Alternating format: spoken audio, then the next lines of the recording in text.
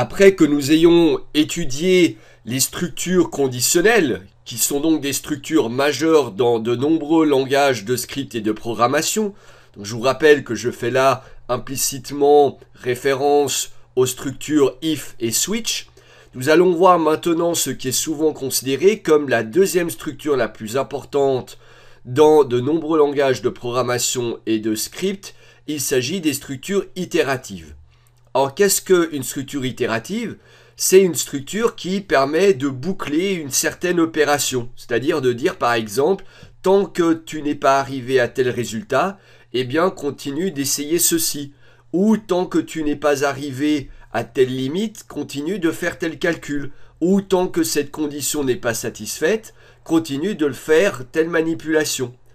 Alors, dans le cadre de ce tutoriel, ce que nous allons voir, ce sont les structures d'itération classiques qui sont les for end et également les structures d'itération avec while end et également comment interrompre une itération avec la commande break.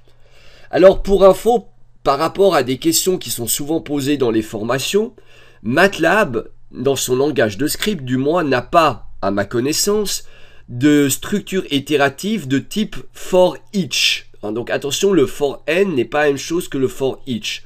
Le for each est une structure itérative normalement qui permet d'itérer à travers une collection d'objets. Par exemple, en disant pour chaque fourchette dans la lave-vaisselle, eh bien range-la.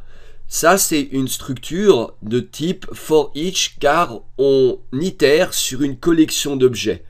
MATLAB n'est pas capable d'itérer avec son langage de script, du moins à ma connaissance, j'insiste, sur des collections d'objets. On doit d'abord compter combien il y a d'éléments dans une collection d'objets pour pouvoir ensuite itérer dessus. La durée totale de cette vidéo est de plus de 17 minutes. Pour la voir entièrement, veuillez visiter le site web alform.com. Merci.